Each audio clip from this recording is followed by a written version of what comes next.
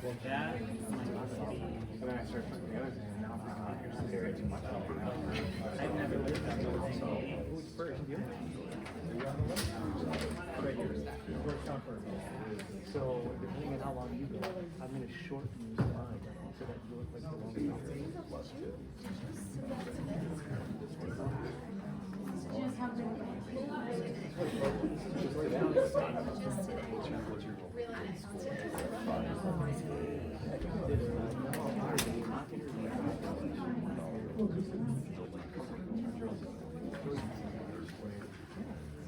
She's actually gonna, right now I have two teachers. She's like, Mom, she said, she was, yeah, she's awesome. She's not so, no one shows her no. Yes, if you don't want to find out stuff,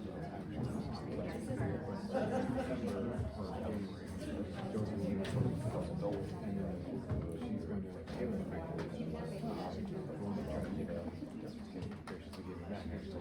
So she's going to do she's going to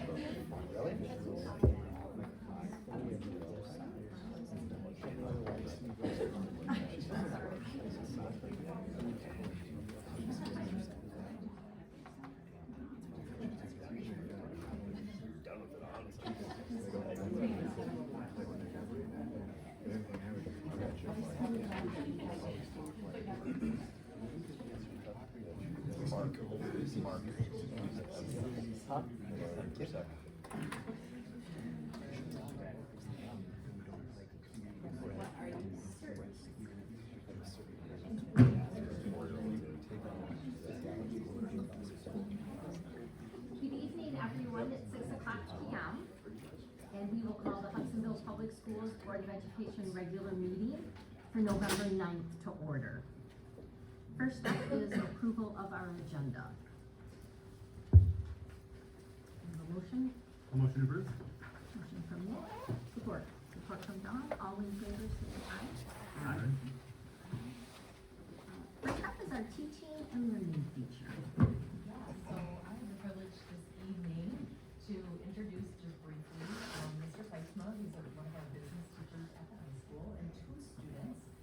We've been doing some very intentional work around providing opportunities for students to learn about careers and potential then educational pathways, whether that be college or trade or whatever that might be. And Mr. Feitzma has been really instrumental in leading a lot of that work, and so they're going to walk us through some recent opportunities, and these young ladies will share about their experience. Yes, thank you very much, Mrs. Taylor. Hello, as she said, I'm Chad Seitzman, a teacher in the high school. Part of my work is involved career awareness and exploration, making opportunities available to our students to see what that next phase of their life might involve. So recently we partook in two events. The first event is the Women in Construction event. These young ladies are going to share on that in a moment. When they're finished up, I'll talk about a Discover Manufacturing field trip that we were able to take last week. So,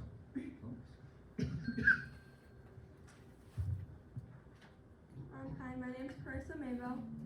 Hi, my name's Emma. Originally this was just a fun event to do with friends. And to skip school because we ended up actually learning a lot, so we just wanted to share with you guys really quick what that was. This is our hands-on station. Here we got to learn about practical application, and Chris will expand on this. This station we learned electricity. We wired a light to make it work, and the switch. We learned everything, how to wire, connect all the wires and everything like that. This is our second hands-on station, which this one was my personal favorite, where we got to, we got to make our own mirrors, which was really interesting. They provided all the materials, and it was just a really cool community, and everyone there was super supportive, and it was just a really enjoyable experience to be able to understand how it works. And some people there had never even seen some of these machines, and some people had been using them their whole life. So that was just really interesting to see how that worked, and people communicated and worked as a unit.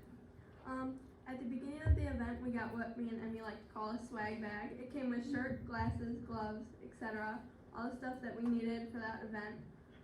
It came with cool little stickers and keychains and stuff for us to keep. And so we just really wanted, we thought that was really cool element to add to this. This is one of the girls that we worked with. This is Sophie. She was one of the girls that went with us. She was really kind and enjoyed to work with. And she might have had the best mirror out of all of us.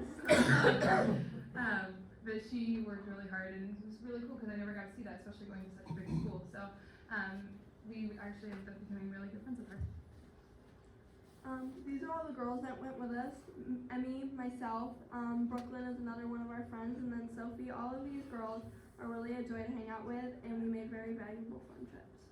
And through this, we got to create our own city and town with real life budgeting, which is really interesting.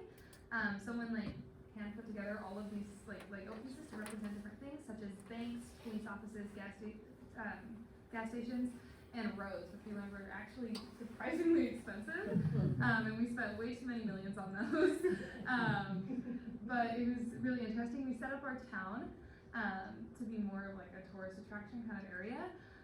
But getting everyone's feedback and input and just what they believe to be necessary to this was really interesting, and it was just a cool team working experience. We also made friends with other schools. We had a time where we could sit down, eat, and talk to other girls from other schools, and we made friends with girls from other schools that we still talk to. That's basically our event. We also got Chick-fil-A for lunch, which was kind of a fun bonus. And then when we were there, like she said, we got to socialize a bunch, which was really amazing. It taught us many different things, hands-on and management, which is something I'm specifically interested in. And then for me, I recently discovered that I might want to start a charity, and part of that would be learning how to make housing out of environmentally unsafe plastics.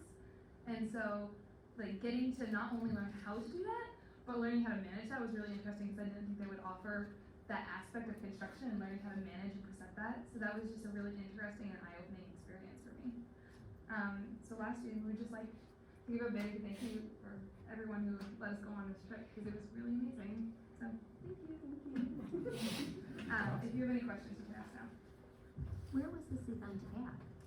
This was in downtown Grand Rapids, held at a building that they usually use for college classes. Okay. It was held at the West Michigan Construction Institute. So that is a post-secondary, I'm just trying to make the slideshow move there. That is a post-secondary option. Post-secondary option for students. In fact, we have a couple of students right now that are attending the West Michigan Construction Institute. It's similar to going out to the tech center, only they go to downtown Grand Rapids for this, and they receive construction education in different areas. So the three fields that you experienced were electrical, and then construction, so everybody got the mirror that you saw, that was one person, everybody got a mirror. And then the last one was urban planning, where you spent your millions of dollars. Yeah, so at the virtual reality, where we learned, they put us in a virtual reality headset, and we learned how to put solar panels on a roof of a house with the difficulties of it as well. That was very scary. I got attacked by a bird and fell on the ground. It was a little frightening, but it was really fun. They also hooked us up with They also showed us a lot of cool college opportunities, which was really interesting. And I have been considering a couple different college options, but I'm not a junior yet, so I haven't really gone deep into the area of looking at that a lot. And so getting just kind of an early view of that and seeing a lot of scholarship opportunities they had was really interesting for me specifically. These pictures were taken by Mrs. Stephanie Fash. She accompanied us, and I don't know if you can really see this, but she's here so I can point it out. So this is a light bulb turning on, and this is on me. You can see up close. She's out of this, whoa. I didn't think it was gonna turn on. So very impressive for what these young ladies were able to do and learn for that day. So, very good. And So have either of you had any kind of opportunity like this before, had any hands-on experience in that industry? So for me, my father does a lot of construction, so I grew up all around that. But being specifically in construction, he does a lot of more like project managing kind of stuff, and so he's more in like that position. But I work on the field a lot with like a couple of like his guys and stuff like that, and so I've only been able to experience that aspect of it, and I never really got to see his aspect, and so that was something that I found interesting. I have a lot of family members that work with like making the blueprints and stuff for buildings, so I never really got to see like the actual putting together of what the blueprints really are. Mr. Seisman, what's the place called again? West Michigan Construction Institute. Construction Institute. And they're set up and are running tours, classes, etc. all the time? Correct. On a continuous basis? Yep, so I'm not super familiar with their organization, but I believe they offer certifications, so students can attend for a period of time and become certified in a certain area, whether that be electrical or There's plumbing as well. woodworking, plumbing, yeah, that wasn't part of our day. We avoided that. So the West Michigan Construction Institute was the host of the event. The event is actually put on by Northern Michigan University. They have a construction management program up there. Okay. So they move throughout the state and go to a few different regions, and they've done this for a few years, and this was the first year we were able to participate. And so it's put on by that college program, and then they opened it up for schools to bring students in. Okay. And is it high school students, or are they also college students, or what? So the day we were there was all high school students brought in from all throughout the area and stuff. Ironically, one of the students that I have in class right now goes to West Michigan Construction Institute. He's with me in the morning. He goes like going to the tech center, and he was like, "Yeah, I got the day off. He didn't have to go because we were there all day doing the women in construction event." So yeah, so it's got. I was trying to go here. We'll get there. So you can see this is a picture of all of the students that were there from all different high schools, and then our 4 young ladies right there. Okay, and y'all just do that day after day after day? Well, we went for a one-time. No, right, So, but I mean the yeah, institute. But the institute, yeah, so it's a training program, very much like students going to the tech center and go to automotive Yeah. or something there. This is a construction program there at that building back, so. The largest portion of the program at West Michigan Construction Institute is for people already in industry or wanting to gain certifications to practice within plumbing, electricity, etc. The component that we've latched onto is not only this component, but also the component with regard to some of our students who don't get in at CTE, at the Career Tech Center. And this is an opportunity for additional students then to have access to similar programming. So Okay. it's new. This is the first year that we've had students involved in that, and just continuing to look for opportunities to have students engaged in this type of career exploration. And then when we were there, they also taught us a couple of different like statistical things. And we were sitting there at the beginning, they were telling us that construction actually has the smallest pay gap between men and women, which was really interesting. So that was just something that was kind of eye-opening. And that's within management and and the actual construction field, which is quite surprising because considering a lot of the hands-on of the job, that I did not expect that, which is really eye-opening, and honestly, like, it made me, gave me a little bit of a smile, so. If I could just take a moment and also share with you an experience from last week, Wednesday. There is an organization through the West Michigan Works organization that puts on a program called Discover Manufacturing. These used to be a one-day event, and they've expanded it to offer it over a series of weeks, and then schools can pick which one day they want to bring their students out. And so we participated last week Wednesday and brought 21 high school students out to two companies. One company was Apex Controls, and the other company was Sound Off Signal here in Hudsonville.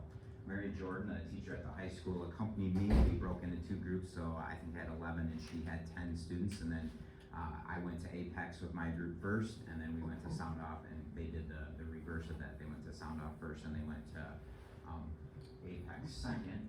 So these were just a couple of pictures of some of the experiences that students had there. So it was an opportunity to learn what people do in a manufacturing environment and what going forward out there. And so a couple of pictures here of Apex of what they do on the floor. Interesting fact, they shared that they make the controls and the parts for machinery that makes every single Yoplait yogurt container. So if you've ever had Yoplait yogurt, you ate from a product that was ultimately the machine that melded they actually used sonic waves, they melded the bottom to the circular tube, and that's what holds it together. So that's kind of neat. One other thing that this young man shared with us that he thought was pretty neat was there's a particular Dodge Ram pickup truck, and they built the machinery that helps to make the door for that. So every time he drives down the road and sees that model of Dodge Ram, I had a hand in the production of that. So really neat for students to hear some of that and get that opportunity to see how they can make an impact in the world. And then we went to Sound Off Signal. Those are sample lights that you have over there. Those are the lights that we hope we never see in our Ruger mirrors. They make the police light bars and ambulance light bars and different lighting for our first responding industry. So when we were there, we got a tour of their manufacturing floor, and we could see what went on inside of there. Very large and spacious, and all different operations going on. Several neat things because of the nature of it being electronics and stuff. Everybody walks around. We couldn't leave the path. You can kind of see these yellow lines, but anybody who leaves the path had to have static guards on their shoes, and so they didn't touch anything and discharge static electricity to damage any product or anything. But so it was really neat. So we had the chance to tour these different companies and get an opportunity to see what kind of careers are available out there for students as they start to think about what's next for them in their life. That's it. Thank you very much. Excellent. Thank you. All right, next up we have recognition of visitors and hearing of people present.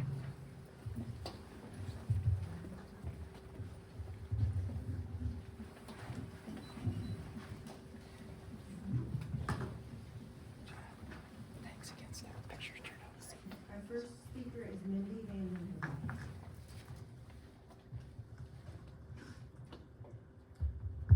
My printer wouldn't work, so we're gonna have to do it this way. Next meeting will begin the superintendent evaluation. I believe this is an important time of year. It is time for each board member to reflect on the past months and how Doug has handled situations.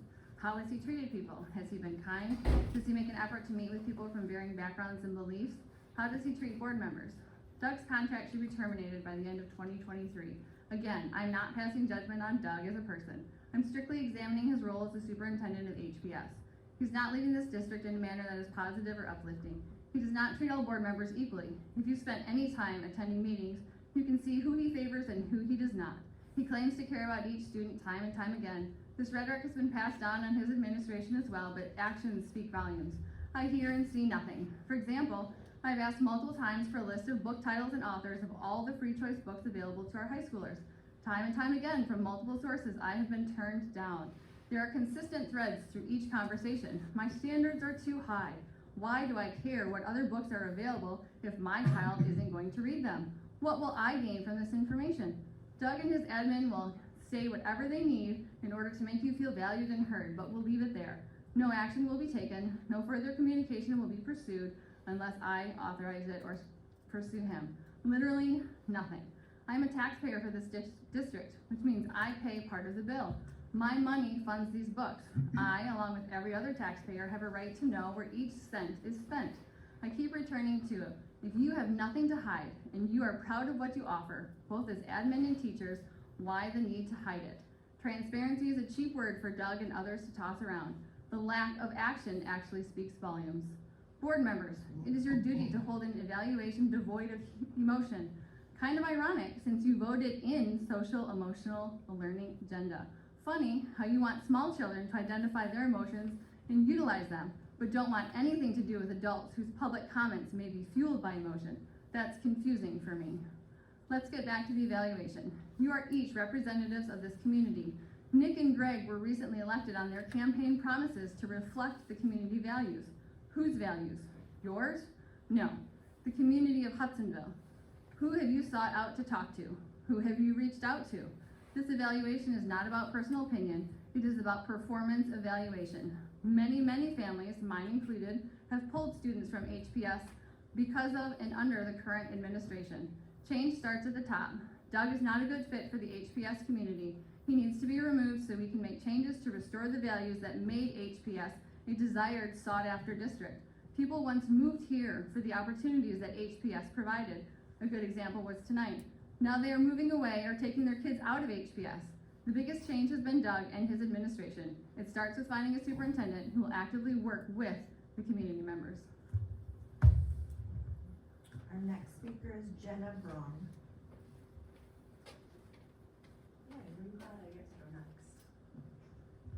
I hope that everyone is going well. I just wanted to recap you. Last time I came, I was talking about the amazing race at the 5-6 building, and I know that you are dying to know how it went.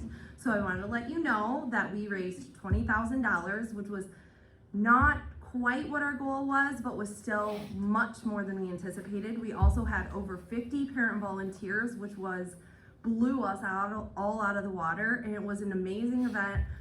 We could have never pulled it off without the help that we got from our community partners. I would like to talk tonight about the safety of our children crossing Baldwin Street between 36th and 40th. Have you ever tried to cross Baldwin Street around 3 p.m.? It is a nightmare, let alone trying to walk it if you are a child.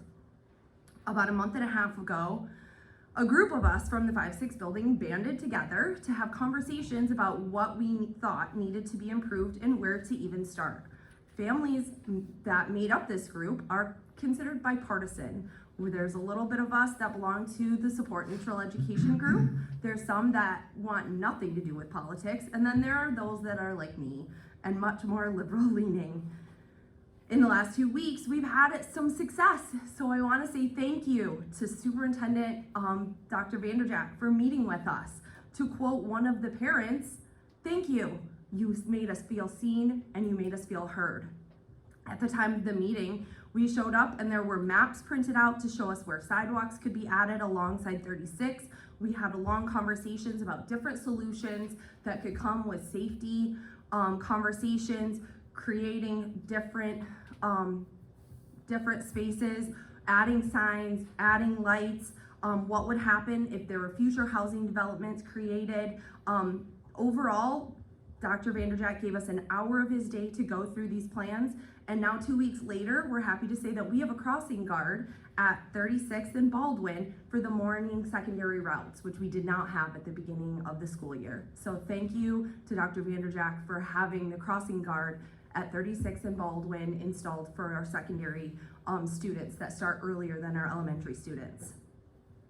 We have a superintendent that listens to parents and deeply cares about the safety of our children. Was this the most important meeting of his day? Probably not. Was it an issue that took priority within the district? Some could argue yes, some could argue no. But he still took his time to meet with all of us, called the township, and listened to his community constituents. And because of that, our kids are safer. School safety is important for all of us. If a child gets hit by a car trying to cross Baldwin, it won't matter if that student lives in a house that has a Trump flag or has an "in this house we believe" yard sign. It won't matter if that family voted for Mark or Ken, or if they didn't even vote. What will matter is that our district is taking steps to be safe. So thank you.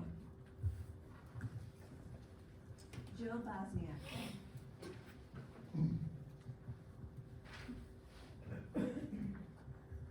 Good evening.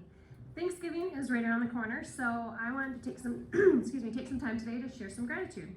Thank you to the board. You give a lot of time, energy, and efforts to bettering the Hudsonville Public Schools. I reread through the Board of Education Code of Conduct today, and I really appreciate the high standards that are set forth that define how each board member will govern. Standards such as conducting business openly and honestly, avoiding conflict of interest, understanding other perspectives, avoiding undue prejudicial influence of outside groups, in addition to many others that you all signed on January 19th this year. So thank you to your commitment and passion to keep increasing the quality of the education here at Hudsonville Public Schools.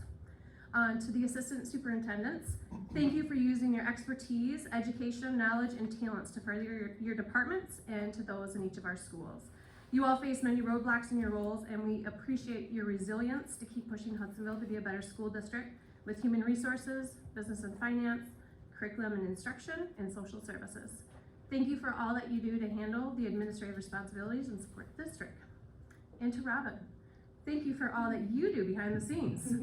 I'm an executive assistant, and so I understand some of the challenges that you face with scheduling, emails, coordination, meeting preparation. I mean, the list goes on and on. So you make it look easy, and I'm sure it's anything but at times. So thank you for all that you do to keep everyone organized.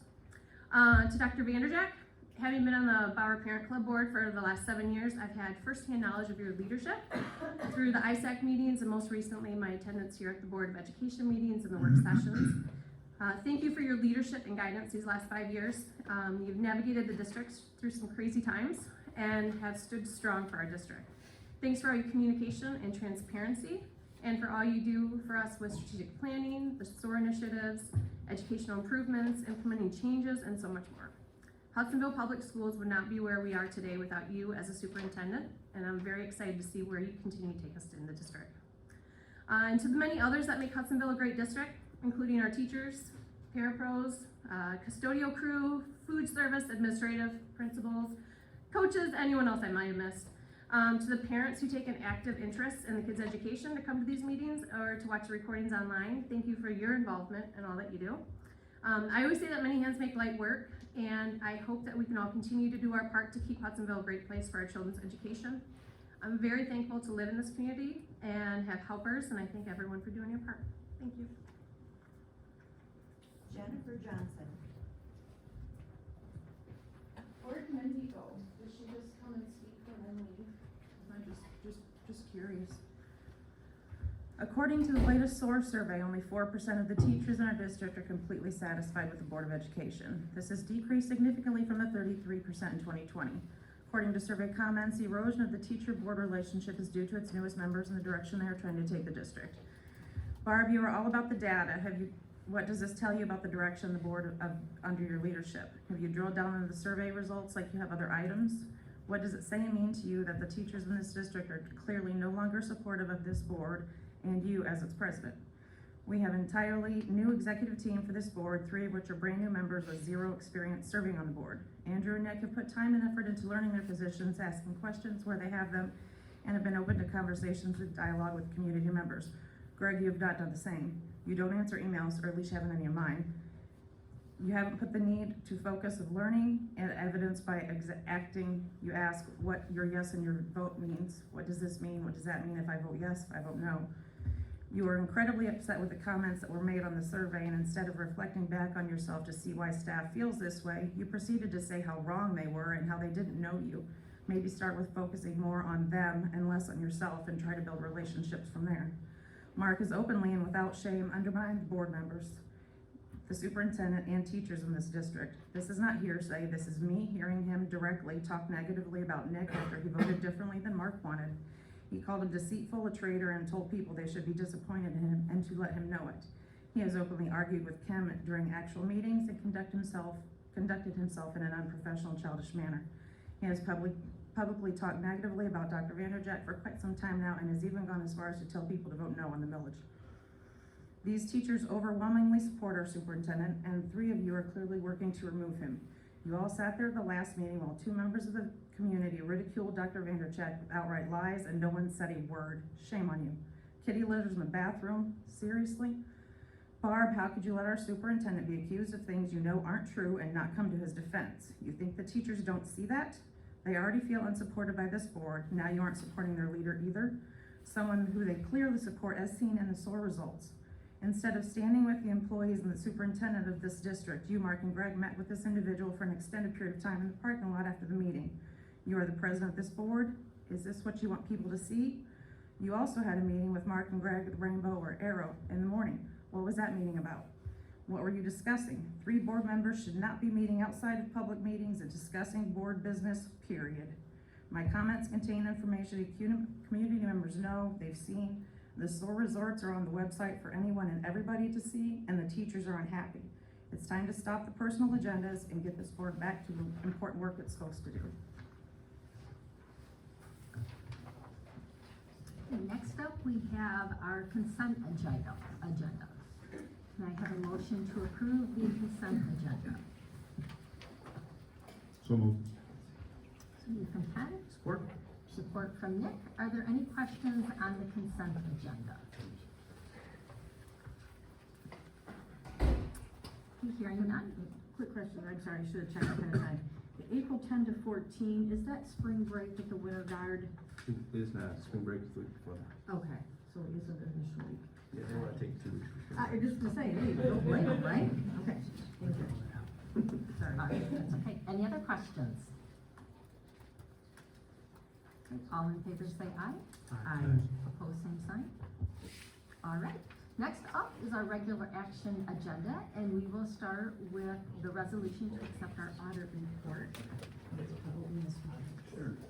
Yeah, this is, this says a simple resolution for the board to take this process step. And it's a custom ritual of the Hudsonville board for decades, so our recommendation is to continue to do that. And I open this for any questions. Basically approving the audit that was prepared for the board, for the last work session. Okay, so we have that the board accept the audit report for year ending June 30th of 2022, as presented by Patrick Briggs, our Assistant Superintendent of Business and Finance. So moved. Support. Movement from Dawn, support from Ken. Are there any questions for Pat? Again, thank you for a great job, good audit. Thank you to the team. Let's see if we continue to excel. A great team. Thank you. It's a great audit. All right, all in favor say aye. Aye. Pose same sign. All right, next up, we have our bus bid recommendation. Mr. Briggs. Thank you.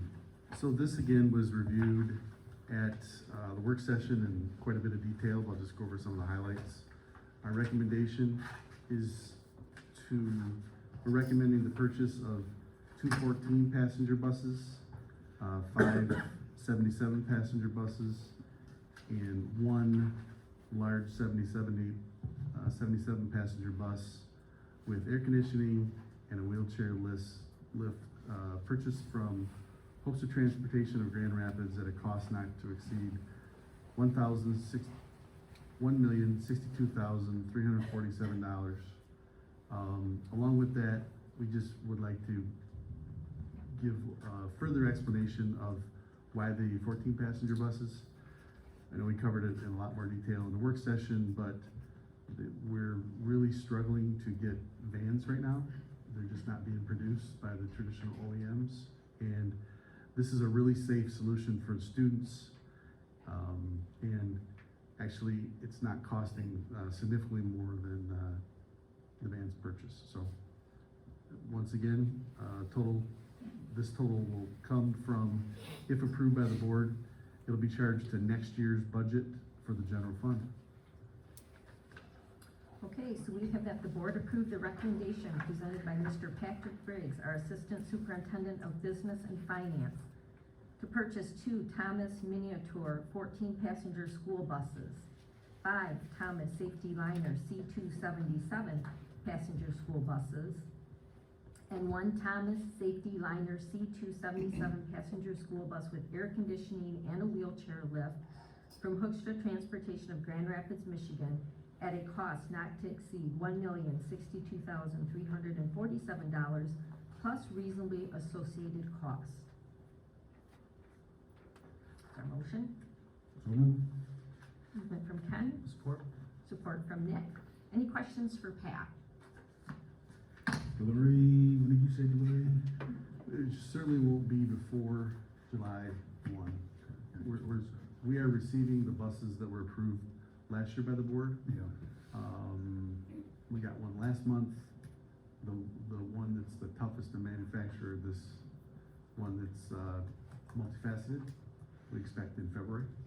So that would be a year lead time. If the same thing plays out as last year, it would take at least a year to get some of the buses. Any other questions? Okay, all in favor say aye. Aye. Opposed, same sign. Motion passes. Next up is our summer tax resolution, and I'm gonna send it back to Mr. Briggs. Thank you. So this resolution has been in place since 2013, 2014 for the school to collect 100% summer tax. And the reasons for that are so that the school, it's greatly improved cash flow. And when there's times when without a resolution like this, all the school taxes would be levied in a winter levy. And there was a time when the school considered splitting it. I've been in districts where the levy was split 50-50 between the winter and summer levies. And that makes it a little easier on the taxpayers' cash flow. It makes it a lot tougher on their escrow. It's just another thing to handle. It's a more administrative cost for the townships. So it's actually been taken favorably by the townships, and now that we're on the cycle, it's become a recurring item, and it really does help the school's cash flow to collect our taxes in the summer versus starting with people paying those taxes in December. So our request is to continue to support that resolution going forward for the collection of the summer 2024 taxes. Okay, so we have that the board approved the summer tax resolution as presented by Patrick Biggs, our Assistant Superintendent of Business and Finance. So moved. Movement from Dawn, I'll support. support from Nick. All in favor say aye. Aye. Oh, I forgot to ask, are there any questions before we vote? Okay, all in favor say aye. Aye. Opposed, same sign. All right, motion passes. Next up is our SOAR 5 goals, first reading. Dr. Vanderkamp. Thank you. We spent about an hour and a half reviewing the SOAR goals and having discussion. We've had some dialogue electronically with some questions that board members have asked for specific maybe details regarding some of the goals or some options of adding goals or moving things around. We've made some adjustments to the goals based on that. I did send to the board the other day. I have sent another update based on some other feedback that came up today at some point. I just want to clarify that our strategic plan is really a roadmap for the district. It does not diminish the need for other goals to work on as a district.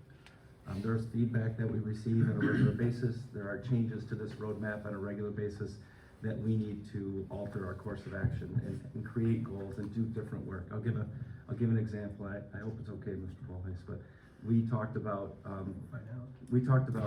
opportunities for administrators, or for teachers in the district that maybe want to go into administration. Ann's been working on it we've been talking about it pre-COVID, I believe. We have a system all set up. COVID changed some things around. It wasn't really our focus at the time. But does that mean it doesn't have to be part of our plan, therefore we're not going to do it? We've already had discussions in the last month or two about bringing that to fruition. So it doesn't mean that this is our plan, therefore as a board you can't say, Dr. Vanderjagt, we want you to focus on this. That the answer is, all right, let's talk about that. What does that look like? And bring the experts in the room. The experts are sitting around these tables here, and they're in our classrooms, and they're on our playgrounds. And they're sitting here. Our parents are experts in having conversations about what we can do as a district when other needs arise. So I just want to clarify that the strategic plan gives us a vision, gives us things that we want to talk about as a district, but it isn't just an isolated, this is all we're going to do. And there are things that we want to continue to improve on. I think we've got a lot of feedback that we receive from our community, from our teachers, from our students. Our students gave us plenty of ideas of other sports they would like to add. That doesn't mean we're going to add every one of the sports they suggested, but we want to study it and look into it and say, okay, what are some other things? We had a conversation with our athletic director today about what are some future opportunities for kids. So there are always things going on outside of our plan, but I just wanted to clarify.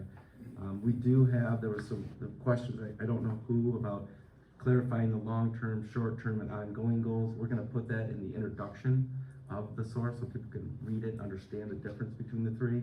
Please understand that short-term does not mean we're doing this first. Long-term does not mean we're doing that second. And ongoing doesn't mean we're doing it last. What it means is these are goals that we should be able to accomplish in a shorter amount of time. These are goals that we should be able to accomplish in a longer amount of time, But these are goals that we are going to keep working on, and we might very well start ongoing goals January 1. So I just want to clarify some of that. There are some suggestions that were changed in here. We're open to their feedback, but as presented tonight, our recommendation is the plan that you have in front of you as a first reading for our SOAR 5 strategic plan. Okay, so I have that the board approve the first reading of the SOAR 5 goals as presented by Dr. Vanderjack. So moved. Support. Motion from Ken, support from Dawn. Discussion. Ken, as our senior member here, you could probably speak to what it was like prior to a strategic plan being in place on the board. I think it came on in 2010 and we did our first one the next year or vice versa. So I didn't really have any experience in functioning as a board and as a district without a strategic plan as our framework. I know I'm putting you on the spot, but can you kind of address your perception as far as how that process came to be and how you see the importance of this strategic plan? The first part, so my recollection from 20 years ago is that, I mean, we talked, excuse me, we talked about things that needed to be done in the district as a board. You know, we're in a mode of growth. There was, you know, we talked about things that needed to be done, but nothing was, and this isn't a pointing a finger at Roxanne DeWeer. She was an amazing superintendent, did an amazing job. So it's just where we were at as a board and where we were at as a district. But we talked about a lot of things, what needed to be done. We talked a lot about construction and so forth, but nothing was, you know, there wasn't a process by which to vet input, to receive and vet input from community, teachers, students, staff, and so forth. And so that process wasn't in place. And so we kind of go along and we, you know, okay, this is a big one we got to talk about and address, and kind of just move our way through it in that regard. But not a process to, like I said, collect and vet input, and not a document that guided the district as we move forward. So I personally think this is a huge step from where we were at. And in fact, at the time, as we went through the next superintendent selection process, which after Roxanne was Nick Sigleric, that was a key skill and experience that the board wanted to have in the next superintendent, was experience with strategic planning. Nick and Doug both came out of Rockford. Rockford has done strategic planning for a long time. And so that skill set and that experience that Nick had and that Doug has carried on, that was what we wanted to have as a board, knowing that we were moving from a, you know, small to mid ruralish district to a larger suburban district, and you don't drive that kind of growth and manage that kind of growth without a plan. So, Thank you. mm-hmm. Other questions? My take in just reviewing the plan again, reviewing the input, the feedback that we got from the various groups and stakeholders, reviewing thinking about and reviewing again some of my notes from the what I want to call our work session, but the activity that we had, the day-long, the activity that we had with the staff and the board and so forth, thinking about that, reviewing the strategic plan again as it's written. I mean, I'm walking away with, and others can disagree, that's fine, but I'm walking away as we look at the next level of strategic planning with sort of 5 key themes that stick with me. There's career development. We heard a little bit of that tonight. So career development strikes me, what we want to grow there. There's supports, be it mental, emotional, for students and for staff. So that support structure that we have and that we want to ensure is in place and good.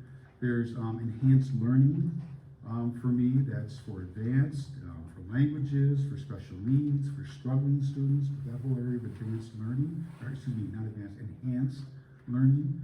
There's the discipline piece, which again, I put harassment, bullying, and those sort of things underneath discipline. Others may say they're separate, but that's how I do it. And then there's this, the central office teacher connection, which kind of played out in the feedback we had primarily from teachers as well. So those are what strike me as the key themes of the strategic plan. Again, others may say, well, I think more of this. That's fine. This is my perspective. As I reread and looked at everything, what I'm looking for is, are those key themes, are there activities across the different functions within the district and across the short, long, and ongoing set of goals that address those key themes? Now, not all will be addressed in curriculum, not all will be addressed in this area, that area, but are the themes addressed through those goals? And I think they are. I reread it, and I think those themes are addressed and they're covered in multiple groups and in multiple goals. And the challenge of the administrative team and Dr. Vanderjack will be, okay, I've got to take that spread across, and I've got to interweave that all together, right? I've got to make sure that this goal in curriculum matches this goal in human resource, or the goals are there. We're going to make sure that they're intertwined together and that they're supportive and complementary to each other, right? For me as a board member, what I want to know as we review it every 3, 6, 18 months, however often we do it, is, are we addressing those themes that are important to us as a district? And can you show me evidence here that those themes are being addressed, that we're making progress in enhanced learning, that we're making progress in career development, and so forth? Show me a metric that shows that we're making progress across those goals. I would caution, and I'm not being critical of other board members, but I would caution about getting into a wordsmithing exercise about a particular goal here or there, because I don't think that that's our role as a board. There's some language in here that I don't fully agree with and so forth, but I trust the process that we went through. I think it's a very robust strategic planning process. I've done a lot of strategic planning, and I think this is one of the best I've been through. So I trust the process, and I trust the team that now has to execute this, that they will work through these goals, they will improve upon them, they will find those interconnecting areas where the goals have to support each other, and that they'll come back to the board and say, okay, let's talk about career development. And we're doing this over here, and this over here, and this in curriculum, and this in human resources, and here's the progress we're making on that goal. And here's evidence of that progress. So that's how I think about strategic planning. That's how I focus on it. That's my takeaways from this strategic plan, and more importantly, the process of the strategic planning. And I just wanted to share that with the board, and that's how I look at it and think about it. And again, I would caution too much about getting into wordsmithing. Again, I'm not being critical of anybody. I just think that as a board, as a policy strategic planning body, a governing body, I would encourage us to think about it in that manner. So that's my comments, President Hooper. Other comments?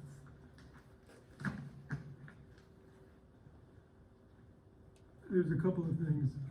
I appreciate what Dr. Vanderjack just said about the fact that this is a roadmap. Things like this can be changed throughout the process. I think that's, at least that's what I thought I understood, that things can be changed. I also have some sympathy towards what Ken just said about wanting to wordsmith things.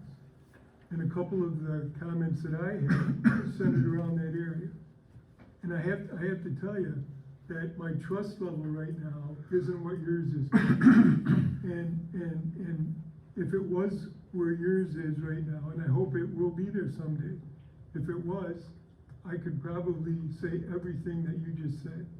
But I'm not there yet. I've got to be able to trust the things, and maybe that's my fault. Maybe that's some of the things that I see, but right now, I don't have that level of trust that is necessary for me to not want to sometimes wordsmith things. And also, I think it's important too, as I and a couple other board members, said, hey, does this word really belong in here? Does this need to be as specific as it is, such as the bullying aspect of it? Okay? Well, on the one hand, I can say, yeah, that's wordsmithing, but on the other hand, when that person brings that situation up, if that's all it is wordsmithing, then it should be fairly easy to just to say, you know what, you brought that up on a couple different occasions in a couple different ways, and I may not agree 100% where you're coming from, but I can see some validity in what you're trying to say there, and I'm gonna step back from that, and I'm gonna look at what your suggestion says. So those can be taken in two different, manners from that perspective. And so those are the things that I would say right now. Now, I have a question to ask, and I almost hesitate to ask this because it was just pointed out that I asked a question like this before, but I must ask the question because I don't know the answer. And the question is, President Hooper, as we are voting on this right now, what am I voting on? I know I'm voting on the first reading, but what does that mean going forward? ESG, that's why I don't. Yeah. So you're voting on this to progress to a second reading. Okay, Whether there are changes between the first reading and the second reading, that continues the dialogue between now and the second reading. okay, You're not approving this as a strategic plan, Okay. you're approving this only as a first reading. okay, thank you very much for answering that. So those are the things that I would say in there, and then there's also just the discipline thing, you mentioned that yourself, Ken. I saw from both the parents and from the teachers, and I've heard from teachers directly, that they are concerned about the discipline. And they've given me examples of what their concerns are, and I'm not gonna get into those right here. But I think they're very valid concerns, and I think that they're things that we have to take a look at. And so, I think that that's something that could be addressed a little bit more directly in this, SOAR plan. Just for clarification, it is a short-term goal for human resources. And I don't know, The long-term goal for special services. also, yeah, so it's in there a couple times. It really comes down to what are the action plans behind, when you start to evaluate processes, that's when it comes back to say to the board, here's what we're going to do. One of the suggestions was start reporting out all the discipline actions that take place. Not the students' names, but the volume.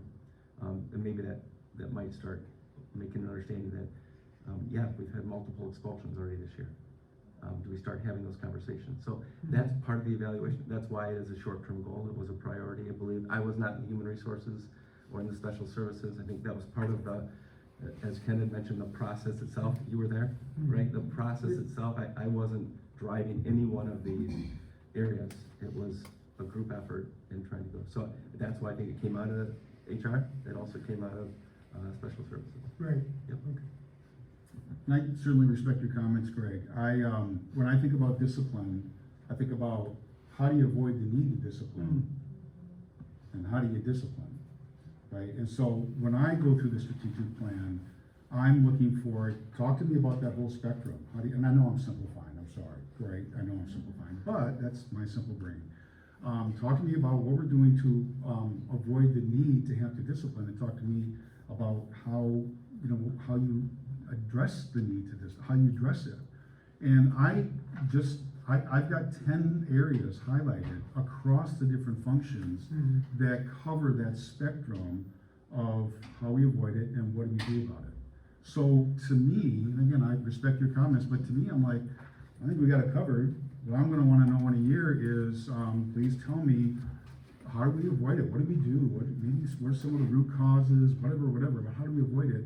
And then, okay, have we had to do some things different in our approach with discipline? Is there best practices that need to be shared across schools and so forth? But that's my take as I read through and count 10 areas that talk about discipline across that spectrum. So, Have we had any data on disciplinary issues and stuff like that? I mean, specifically given to the board? Data about discipline, you have to be more specific. Just incidents, like in 2022, we had this many of these types of incidences. No, we traditionally, that's not the, we normally don't, it's not the function of the board, but we Okay. don't, no. Okay, but I But think. maybe that's a result, maybe that the answer is, I'm not sure what the board would do with that, but maybe that's something we share. Well, I think it would tell us if we're being successful in what we've done in the past or what we're striving to do right now. I guess, because what other ways do we have then to determine whether we're further ahead a year from now than we are right now? I don't know if this is the time or place, I would say that it's a fair question, but it's also a question when, I remember years ago, they were dealing with concussions in sports. Mhm. And the easiest way to reduce concussions was to not report them.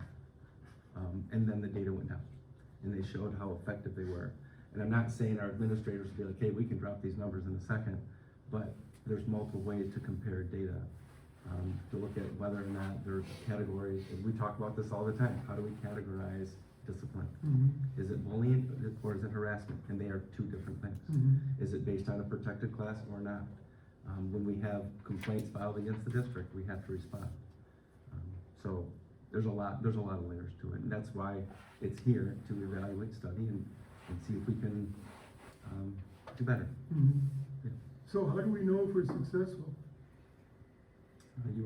You continue to ask your parents for feedback, Mhm. and we get some great feedback from our parents. Well, I would say, I mean, you guys, I don't know that we have a good solid metric or whatever.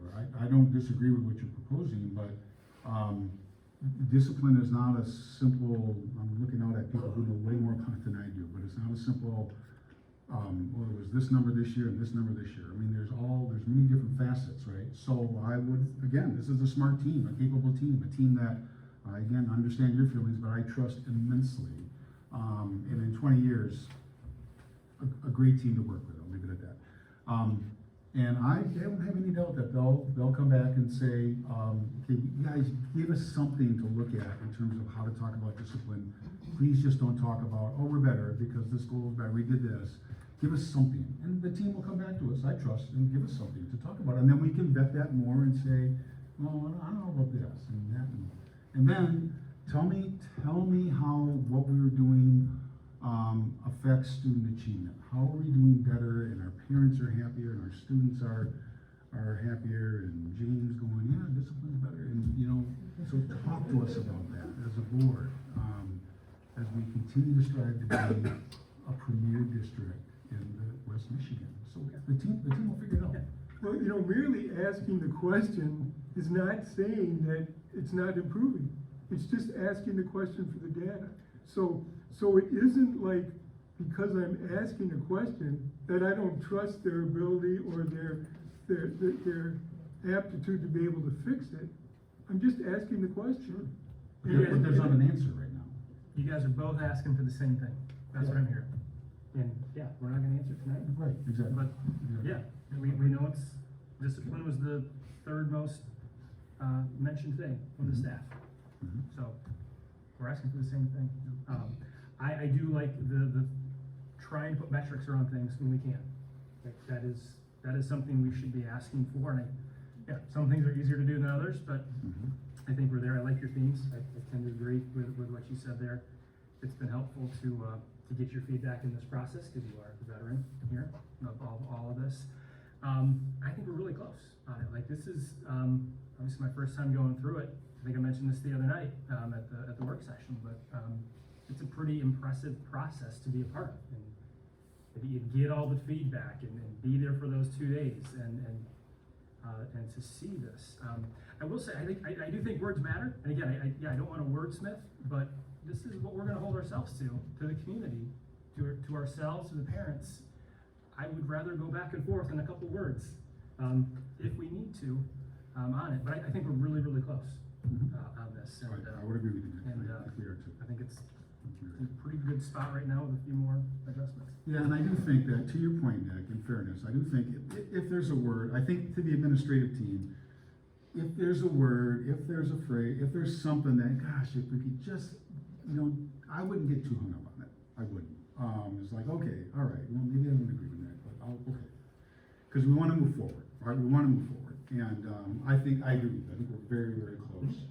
And, there's a lot of alignment on kind of where we're at and data and blah, blah, blah, so I agree with you. The strategic plan is necessary. There's been a lot of good work that's gone into it. There's been emails that have been exchanged this week. We've received an updated SOAR draft. We have a couple members that are traveling that have not had the opportunity to look at everything. So I just want to make sure that if we approve the first reading, we can still anticipate that there could be some changes to it, because right before I left work, I saw some emails that individuals still were looking for some changes. We expect changes between the first, anytime there's a first and second reading, with policy, Dawn, you know this well, with policy, we expect it. We do ask though that we not, try to make changes the night before the second reading. That we try to do it in the foreseeable future, based on maybe some of the feedback today, yesterday. We met for hours on Monday with the feedback we had received from a couple board members. We'll do the same thing. We do want to be cautious with words, and I want to be clear that some words we could wordsmith it. Others are intentional because they do address feedback that we received, and I don't want to take that away from the committee work that took place, that dove into the data that you had the opportunity to sit on different. There's a lot of discussion on those things that were specific. So, but others, we want to make sure we get it right. So we do seek feedback. We have 5 weeks maybe until the next meeting. I think that's right. So we have time. And the answer is yes, we would expect to. Because I know board members are still communicating. We have 2 board members that haven't had the opportunity to look at the new draft, and I just want to make sure that everyone has the opportunity to review and to be able to provide input. I think Mr. DeWitt did have a chance to look at the update. I know I spoke with him. We'll trust you that if there's words that are like, this is very intentional, this is here for a very specific reason, legal, whatever, we'll trust you that you'll inform us of that, right, as a board. And other phrases or other things that need to be clarifying. And I want to reiterate this one more time. Please understand, this is our plan, this is our vision, this is things we want to work on. But if there are changes to our curriculum, to what we do here, that still has to go to the board. It's not like we can say, oh, it's part of the plan, so we can do whatever we want. It doesn't work that way. This gives us, you look at some of the key words, clarify, analyze, evaluate. Those are words that don't say you have free reign to do whatever you want. It still has to come back to the board for approval. I'm excited. I know we got some discipline stuff and some central, and we talked about it tonight, the enhanced learning and all the stuff we talked about there, the career development and the stuff we talked about there, the supports. I'm just really excited about all that. I can't wait to see where we go in the next 3 years, with those areas. So. Yeah, I want to say also that every one of your points Ken I agree with. I didn't agree, I don't disagree with anything that you said. Mm-hmm. It's just that I'm looking at it from a slightly different perspective than you. And, but on the core of the issues, I think we've got a lot of unanimity on. Mm-hmm. And Dr. Jack, I appreciate what you just said about, this and not waiting until the evening of the second reading. We'll still take into account, but it's going to be hard to make changes last night. I don't want to discredit your involvement. I just don't want to. No, I understand. It was a nerve-wracking day to begin with. And Dr. Hooper may be suggesting to Mark and Andrew that as they're looking through some of the emails about SOAR 5, that maybe they watch this portion of the video to get the feedback that we all gave as part of this meeting as well, and the explanations that Ken and Doug gave, so that again, we're all hearing the same message and on the same page. And I think that's important. And I think it's important that all the board members that have sent emails with concerns that they're adequately addressed. So. All right, any other discussion? So hearing none, all in favor say aye. Aye. Opposed, same sign. All right. Elementary course approval. So, can I just interrupt you? Yeah. We've gone through both of these extensively, and we told you they'd come to the board meeting for approval. We missed the elementary one last board meeting, so we added it to this, and I think I told you this at the last meeting, so we put them both on there. these are what have been covered, and to my knowledge, have not received any feedback to the contrary that these are not acceptable. So I'll save you some time by saying these are the two approvals. We do ask you take them separate, but those are what we covered extensively. Sorry. I don't have anything to add. All right, so- We've discussed both course lists previously. All right, so we will take the first one, the elementary course approval, that the board approve the attached elementary courses as presented by Amy Taylor, the Assistant Superintendent of Curriculum and Instruction. Motion? So moved. Movement by Dawn, Support? support from Nick. Any questions? All right, hearing none, all in favor say aye. Aye. Aye, opposed, same sign. Motion passes. Next one we'll do is a high school, that the board approve the attached high school math courses as presented by Amy Taylor, the Assistant Superintendent on Curriculum and Instruction. Motion to approve? Motion from Nick. Support. Support from Dawn. Any questions for Amy on the math?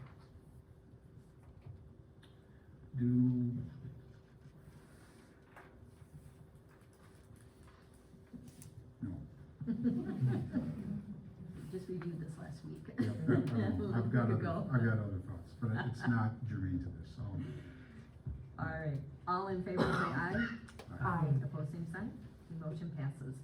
Next up, we're to our report items, and we are gonna start with our lady on the aisle, Jean, for student council. Okay, hello everybody. I don't really have that much to report, so I'll keep it short. But we did have our blood drive, on October 27th, so 2 Fridays ago. Our goal was 84 donations, and we had 106 successful units with 40 first-time donors. So we always end up with pretty good turnout, so it's really fun to see a lot of high schoolers participate. Next drive is Tuesday, January 16th. So I'll let you know how that goes. Our service committee is looking for another project, partnering with another one of our student initiative clubs, SLIC, for Thanksgiving, the food drive. I don't have that much info on that yet, but I'll let you know how that goes also. We do have our snow coming in the works. So if you don't know what that is, it's like our winter dance. Last year was the first year that we did it. We kind of threw it together really last minute. But it was really fun. It was an informal dance, so I think people liked it a lot because it was just like people would come in pajamas, and it was after a basketball game, so really fun. We're leaning towards January 26th or February 16th after a basketball game. So again, I don't have all the details, but I'll let you know more later. And then lastly, it is exam week, so I've got my college writing exam with Mr. Anderson tomorrow, so hopefully he goes easy on me, but Listen to that laugh, I don't think so. I know my logical fallacies pretty well, so I think I'll be okay. But we've put posters, little encouraging posters around the school, and we have Donut Friday tomorrow morning to kind of wrap up exam week and congratulate students for making it through trimester 1. So that's where we're at. If you have any questions, but You got Mr. Beal on board with the snow dance. He's not here for a reason. I know. Otherwise I'd look at him. It's not official yet, but I think we're leaning towards so I don't know.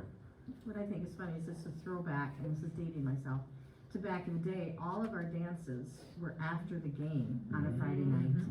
And apparently there wasn't a curfew or something. I think we were out till 11:30. But I love the idea that you're doing it casual, because for parents especially that are trying to dish out money and figuring all that out, to be able to just come and have fun and not worry about all the It takes the stress out of it. It does. Big time. It does. So I appreciate the fact that that's kind of what they've gone to. So I hope it works out for you in the future. Thank you. All right, any other questions for Jane? Thank you. Next up, we have an update from Georgetown Elementary, Mr. Walby. All right, let's start. Thank you, board. So, there you go. We have some great stuff going on at Georgetown right now. Next week, and this will be true for all of our elementary principals, but we have conferences coming up next week, which is always great. It'll be our last full week before Thanksgiving, so timing-wise, it's just pretty amazing we're at that point in the school year. It feels that way. It's always long nights for the teachers, but it ends up being kind of really fun and cathartic because for the most part, the conversations that teachers end up having with parents end up being pretty redeeming and great, and they get made to feel all the great things that they're doing with the kids, which is great. And it's fun to have the parents in the building, get to see all the things that are up on the walls, and if their kids come with them, show them which lockers theirs or all those fun things. So that'll be a busy week next week, but it'll be a lot of fun. Veterans Day is coming up, so thank you to any and all veterans who might be in the building or anyone who has loved ones who are or have served. We've had some family members of students in the building actually this week already. We had a grandparent that came in on Monday and talked to one of our third grade classrooms about the flag, about the Pledge of Allegiance, about Veterans Day and things like that. It was really cool to have him in there. He's a former Marine, and so he wore his full dress blues, and he works with the Kent County Honor Guard as well as Toys for Tots. So it was just fun having him in there. I know we have a couple different parents coming in tomorrow, a couple who are both actually still active duty, so it'll be great for those classrooms to meet with those people.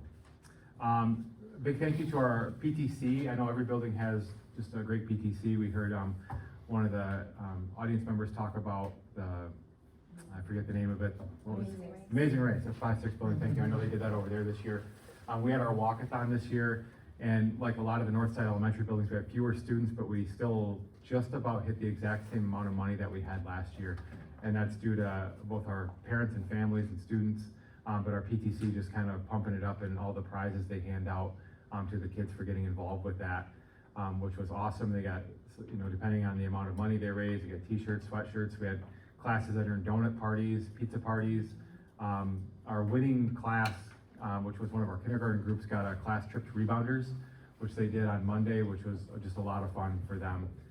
So thank you to Rebounders for donating that to just having a whole bunch of 5- and 6-year-olds in there with a place to themselves was a lot of fun. So, and I mean that really, like sometimes I say a lot of fun and I don't really mean a lot of fun, but that was. And then we also, the top 2 grade level earners in each grade, our PTC wanted to do a thing they called Pie the Guys.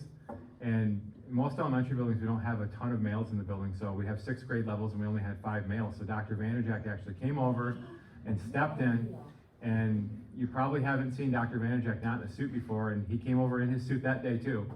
And we wrapped him up with garbage bags as best we could, but he was a good sport, and we had a couple 3rd graders that pied him in the face. So that was a lot of fun.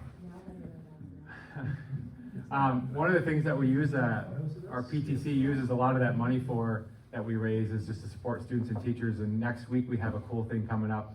Our 4th grade are taking a field trip, which isn't abnormal, of course, but this one is through the Grand Rapids Griffins. They set up every year, they do a STEAM day. They do like a matinee game, and they have the whole concourse set up with different companies that come in and demonstrate different technology, manufacturing, those types of things like on the concourse for the kids.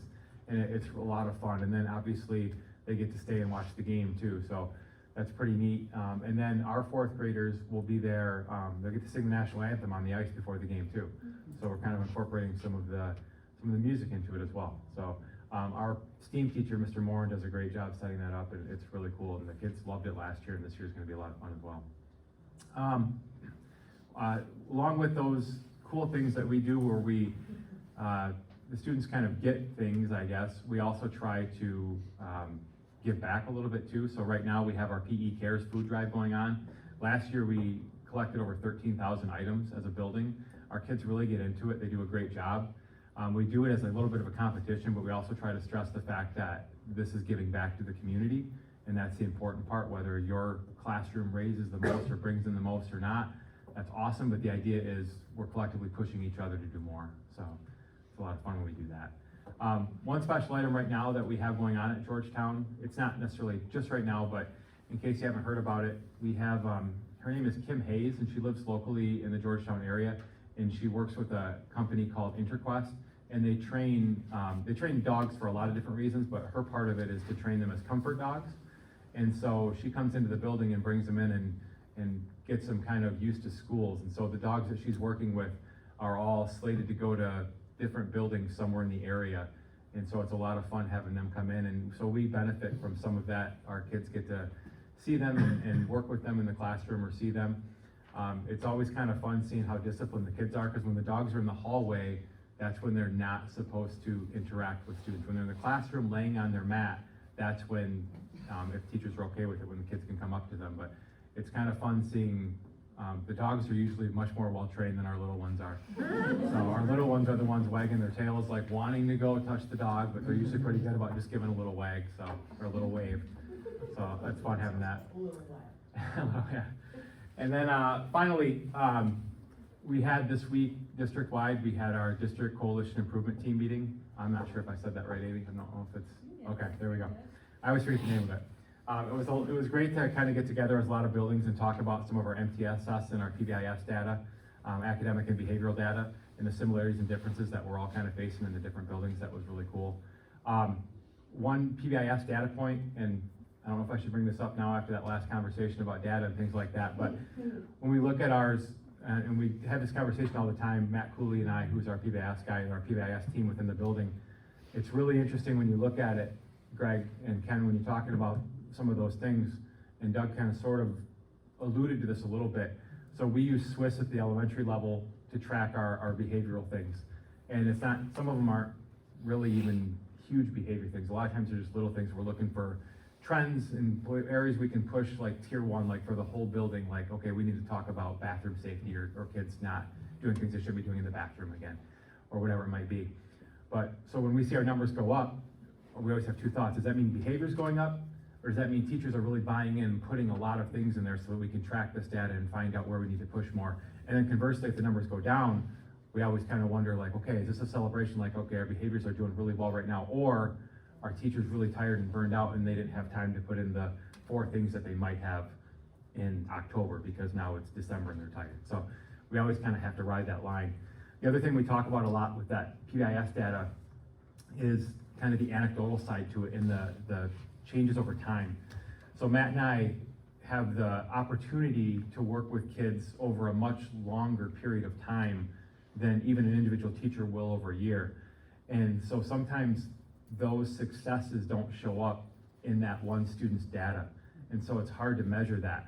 So I have like one student in particular who we talk about, and we work with him a lot. And when he was in kindergarten, the number of issues that he had in the height of those issues, or however you want to phrase it, were very big, often. And now we're to the point where there's still a lot of little things, but they're much smaller, and we work with them on those. And it's funny, because Matt and I both laughed about this, but it was very true, because he was talking with the student one day, and he goes, man, you've come so far, you know, with this and this and this. And he looked at Matt and he goes, yeah, and you know what, Mr. Cooley? He goes, I don't throw things across the room anymore when I'm upset. And it sounds funny when you say that, but he doesn't. And he's learned how to kind of manage his behavior. And the behavior's still there and the outbursts still happen, but they're much more internalized, and we've taught him different ways to kind of manage that. And he still needs a lot of help, but that it's hard to measure that with data sometimes because it happens over a much longer period than a month or a year. So that's one of the things we're working on. And then speaking on the data too, we laughed about this. So we get to do lots of drill downs with Swiss and look at different areas that are affected. And one of the things you can look at is the days of the week. So where do we have the most referrals in the days of the week? And you would kind of just anecdotally think Mondays and Fridays will be your worst, because Mondays are coming back after a weekend, they're tired, and Fridays are excited for the weekend, so they're just not gonna listen. And it's actually the inverse of that. It's like a typical bell curve. Mondays and Fridays are the lowest, goes up a little bit on Tuesdays and Thursdays, and Wednesdays are the high points, which is fine. But if you remember, last week was Halloween, and Wednesday was the day after Halloween, so it was a fun week last week. So, and that's all I have for you. Thanks, Mr. Waldy. Next, we have an update from South Elementary right next to Mr. Heal. Dad, I want to know from Mr. Waldy is what percentage of donut and pizza parties did you get to? I got to quite a few of them. There are advantages of being a building principal when you get to go celebrate with your students for 100 million reasons.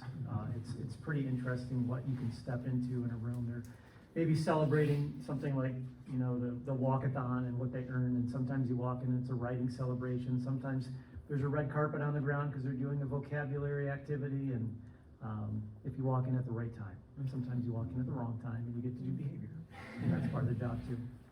We'll try not to duplicate what Randy was talking about. Want to talk a little bit about some interventions. And so part of our job, one of our main jobs, is to help our students who are struggling. And so at South, we have 142 students out of just under 400 who start on our Title I list for the school year. Title I for us is 2 reading levels below the expected reading level or more. And also on the STAR map, they're in the lowest category. So you can see, we know what's coming most years, and that's a big number when you think of 142 out of 395, 400. So we look forward to what we can see anecdotally from our interventions, but we also do those assessments on a regular basis to try to look at those big, broad swath numbers. Because if it's your kid, you want to know, how's my kid doing, and is my kid working their way toward expectations? And then we also have to look at, like Randy said, those big trends.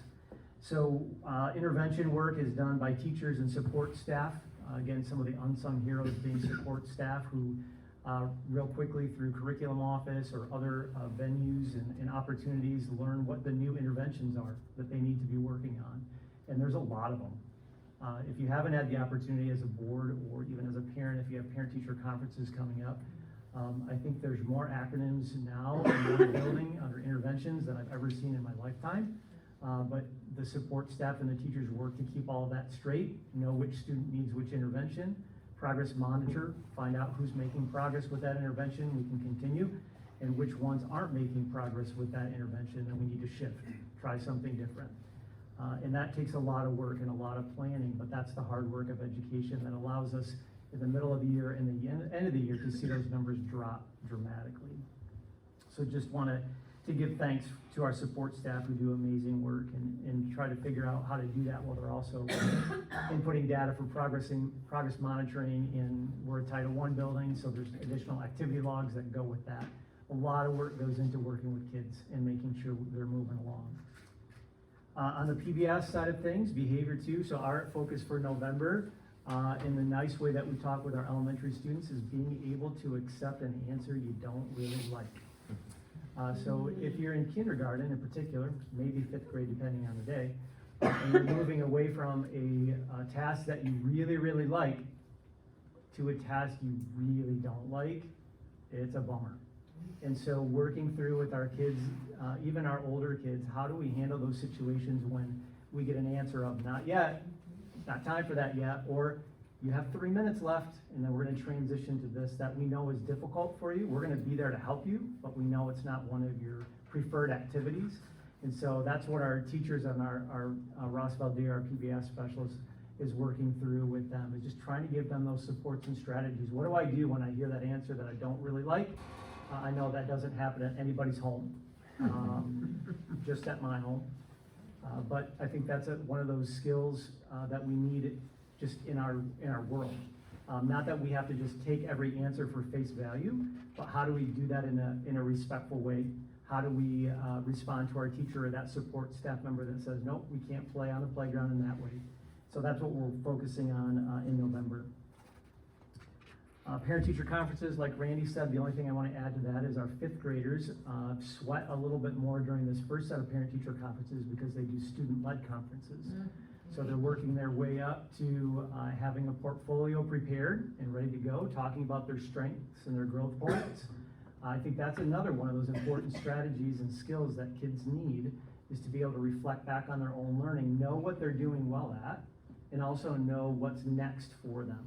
And we need to have conversations with them. It fits with interventions, it fits with PBIS. It all goes together to help our kids know, where am I in this world of learning and what are my next steps forward? Because hopefully that will lead towards middle school and high school independence, and they'll have some strategies for what to do, where to get help when I need help. How do I advocate for myself? So fifth graders come in with their parents, they're sweating bullets. Parents are smiling because their kids are sweating bullets. But usually when they walk out, it's been a great, almost like an icebreaker too, for parents to have an on-ramp into how do I talk to my kids about their learning. We're gonna have a special appearance by a Detective Bill Bookman, not part of Ottawa County Sheriff's Department or any other Sheriff's Department, but one of our staff members who has a pseudonym and who puts videos out to our first grade students about reading strategies and how to attack words that they may not know. So Detective Bookman has a whole series of these videos that have helped our students make some progress in reading, and now they have a celebration. He's actually going to show up in person and read a book to the kids and see if they can help him with some strategies. If you want to know who that is, it's another one of our unsung heroes, but you'll have to ask me separately. I'll have to ask for his permission. I do not have a high enough clearance just to answer that myself. And then I think just ending before we move on to the next one, I do have some gift ideas for you, compliments of some of one of my students. So if you're looking for something this holiday season to give, it's been about a month or two ago, one of our fifth grade girls was rocking a really cool t-shirt that I had never really seen before. And I have to quote it because it said, it had a roller skate on it, and it said, "Rolling into 10, awesome since 2013. And it was her birthday, and she's rocking her own t-shirt. So for that special person in your life, for their next birthday, think about a t-shirt. You might not want to put the year on it, or it just depends. But it made her day, and she was the queen, and I thought, what a great idea. So my wife might get that for Christmas. Thanks, Mr. Hegel. The next up, we would have a Riley's Tree Middle School update, but Mr. Ross was unable to attend this evening, so I'm going to ask Mr. Crete to give us a middle school update from both. Yeah, thank you. Like both of the elementary colleagues, just a time of year to be thankful. This was we just had a recent data dive into our most recent testing as well at Baldwin. And a lot of celebrations to be had. We saw a significant increase in a lot of our STAR scores. And for those that don't know, STAR is our indicator on M-STEP success for our students. And you know, since COVID, we've seen a little bit of a decline in our M-STEP scores, and our staff has really worked hard, our support staff as well, to dig in to our individual student data in regards to STAR, and we're excited about some things that we are launching starting next week with our flex time, or at Riley they call it win time. What do I need? And so we are doing a similar format, slightly different at Baldwin, but we're excited that we are going to be able to serve about 12% more of our students that require that intensive academic intervention in our new flex system. Whereas before this, we were only able to really capture about 3 to 6% of our student body that needed that targeted intervention with the supports that we had in place. So we're really excited to launch that next week and to start to continue filling gaps for our students that have struggled over the past few years, just catching up on some of the academics that they missed during COVID. So we are really excited about where we're at there, and just a great time to celebrate the growth that our students are making, both academically and behaviorally. I believe last time I spoke, I mentioned a system that we launched at the beginning of the school year around classroom managed behaviors and discipline, and trying to create consistency on expectations in the classroom. And I'm happy to report, I don't have a number because I was not planning on speaking until about 10 minutes before the board meeting. But we have seen significant improvement in just that initial intervention with students and behaviors. A lot of times kids, they just need one visit to our office to be reminded of expectations and get back on track. And so we've seen tremendous success with classroom managed behaviors declining We still obviously have a lot of other disciplinary things that we deal with on a regular basis, but just a really good feeling as we transition from a 6th, 7th, and 8th grade building to just a 7th and 8th grade building, losing a third of our staff to the 5, 6 building. It was a lot to go through. There was a lot of grief for a lot of our people, just people that they worked next to for many, many years, and not having them there this year. So we're just really excited about how we've rallied together to support our kids and really reestablish our team focus. So a lot of celebrations. You know, this time of year too is always a really fun time of year because not only are we digging into student data and really getting to know our kids, academically and behaviorally, but also as people. It's a time that we give back to our community in so many ways. So I know we won't have a chance to present until December again, and a lot of things will have already happened. So we're very excited about we're doing a Thanksgiving food drive as well at Baldwin, and we've collected several items already and are continuing to receive more and more every day. And we're going to be able to impact so many families with that. Obviously coming up are the Big Give, the Shop with a Hero event that is district-wide, and a lot of those other things. But Baldwin this year has also stepped up and said we'd like to do our own giving tree. So next week is parent-teacher conferences for us as well. And we are gonna have tags out at our conferences for parents to help provide holiday cheer. We're hoping to impact 6 families with our first ever Baldwin-sponsored giving tree. So we're very excited about that. And just, it's incredible, the generosity that we get from our community for our very own community members that are struggling to provide those meaningful holiday experiences to their families. So we're really looking forward to that. It also brings about the holiday season and all of our holiday concerts. So December 13th and 14th this year, we're doing something a little bit different for the holiday concert, and our orchestra and bands, respective grade levels, will be performing together on those nights. So we're really excited about that. We've never done it. I'm sure it will be entertaining as always, but an opportunity to showcase multiple musical programs in one evening. And then our choirs will be performing on December 12th as well. So just a lot of good stuff happening. I know some of you were able to make it. A few weeks ago we had gosh, I'm blanking on the name, but we had our categorical students playing in a unified soccer game with Zealand. And every year we do these events, whether it's soccer or basketball.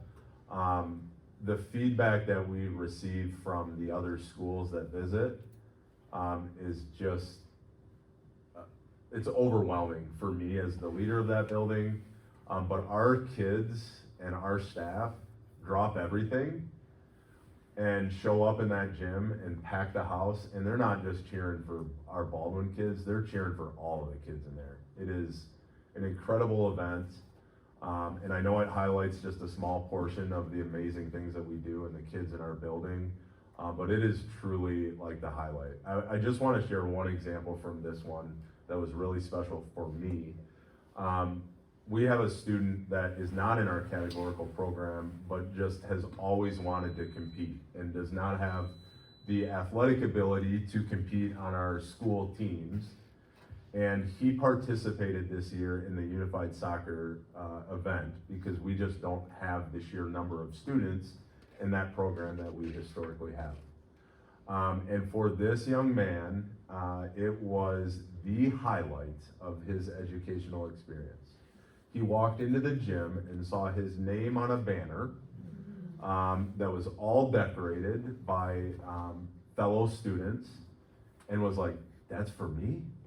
And just his pure joy on that day was unbelievable. I wish I could put it better into words, but it's just, again, a testament to the kids that we are raising in Hudsonville, the things that we're doing as a school to support our kids, and just seeing how kids rally behind each other is one of the highlights of this position.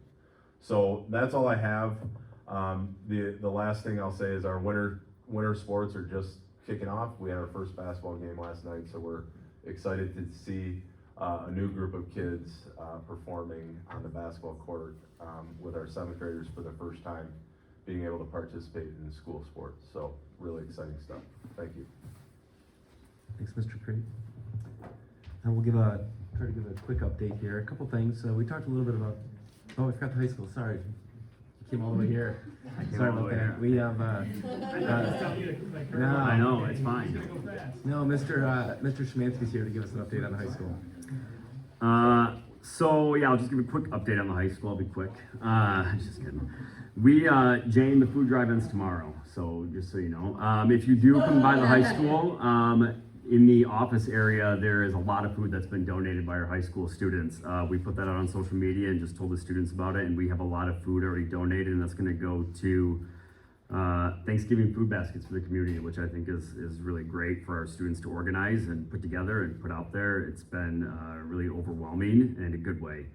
I was going to talk about the West Michigan Construction Institute because we do have some students that go there, and it's a great opportunity for them to learn construction skills that they're going to use right after high school. And I think what Chad Seitz has done with his program in college and career connections and giving kids exposure to different careers that are out there beyond the traditional college has been really impactful to a lot of students, and just seeing that program grow and more kids get involved in trades has been really, really interesting and fun to see. It is exam week, and kids are really working hard on those exams, and I just want to acknowledge that it's a stressful time for all of our teachers, because not only do they have to administer the exams, then they have to grade them and give feedback to the students, and students are under a lot of pressure, teachers are under a lot of pressure, so it feels like there's like everyone's holding their breath at the high school this week. So at about 11:15 tomorrow, it'll feel very, very different. And I also wanted to just shout out to our teachers, because they've been working hard all year through Amy's leadership in their PLCs and in their collaborative teams, and working on a cycle of inquiry, so looking at a specific standard and then looking at the assessments that are tied to that standard and seeing how are they going to make sure that every single student that's in one of their sections understands and comprehends the standard before they actually leave that section. And that's been really powerful to see. I work with the math department, so it's very invigorating for me to sit in a room with all of our math teachers, and they're all working in their individual teams, just like nerding out on data. Like, that's awesome. And I'm sure it's just the same for the English department, a little more verbose maybe. But it's really cool to see, and I'm really encouraged to see, it's very encouraging to see our staff work on curriculum and instruction again, and just the passion that they have for it has been, I mean, that's an uplifting part of the job beyond working with students every single day. The play starts tonight. It is Miss Cambistad's directorial debut. The play is called The Rumors. It's tonight, tomorrow night, Saturday and Sunday. And there's a gunshot, and everyone has to, and they all call. This is the synopsis that I got today. And it's like a dinner party, and they all call their doctor, but there's some game of rumors, because it's like a giant game of telephone in play form, and so there's a mystery. It sounds very mysterious. Yes. So I will be going on Sunday. The band wrapped up their season. They competed at Ford Field this past weekend. I always think that Craig Vanderwald does a great job making a show that's accessible for everybody. Like, it's songs that we know. It's just a fun show, and I think he makes it really fun for those kids. So they competed at Ford Field last weekend in the state band tournament competition, and so they had a great season. And then all of our fall sports are done. We have swimming still and water polo going for their 6th straight state championship, boys water polo and girls swimming. And winter sports start next week. Fast turnaround. That's the high school. Thank you, Mr. Shinatsky. Now can I go? Sorry about that. Thanks, Keith. Just a couple quick updates. We talked a little bit about the traffic situations along 36th, 40th, Baldwin.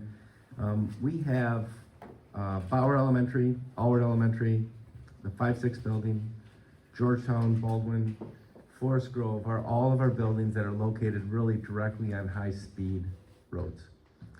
We've been working this past week, we've been getting quotes to try to put speed signs up, solar-powered speed signs with flashers, with check of speeds, all those different components. I would tell you the cost, but you'd be floored at the cost of all these. But I'm now working with the townships and seeing if we can work together. We have Blendon Township, because that's along 48. We have Georgetown Township with the city of Hudsonville, and then we have Jamestown Township. We'd like to get some of these signs up to really make people more aware that they are entering a school zone other than just a school sign. That was part of our conversation I had with several parents from the 5-6 building in Baldwin and Georgetown. So, but it's more than just that area. So, get a chance to work with finance, bond, those kind of things to see what we can do to help control some speeds. So that was one thing I want to talk about. The play coming up, the play starts tonight, start at 7. I don't know if there's an admission, I don't know how long it is, but I was aware that there was a gunshot. I was asked about that, so I'm glad that was clarified.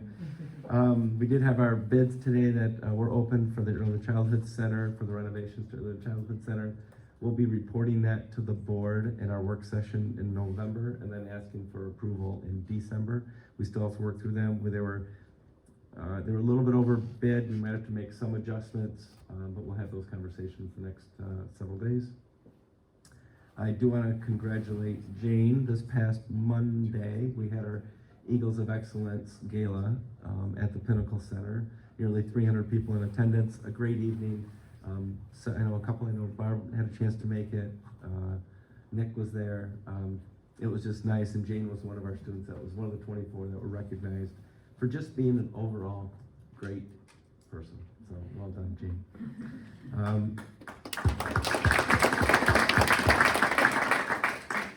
And then last but not least, our next work session will take place in this room here, but then our December 14th, Mr. Beal and I and Mr. Farkas met with our construction crew, and we were given the clearance that yes, we will be able to open our field house on December 14 with a ribbon cutting, which means it won't be quite done, but by December 22, we'll be able to have our first basketball game in the field house. So our next board meeting, actual board, not work session, but board meeting, will take place in the high school.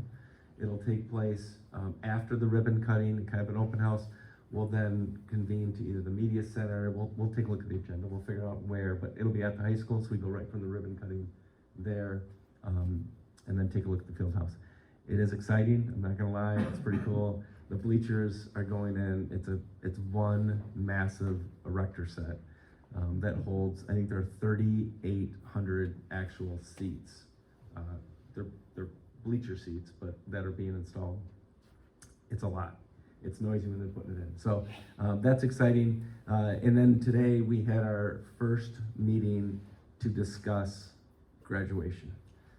So it kind of gets you an idea that we are now having conversations about what graduation will look like coming up in May.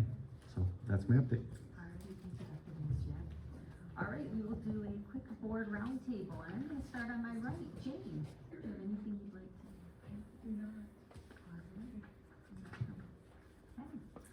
A couple of items, two items. So, as somebody said, we thank our veterans. We recognize our veterans on Veterans Day tomorrow. Thank you to the veterans here and for their families. We appreciate that, your service. Can the play reminder be put in board briefs?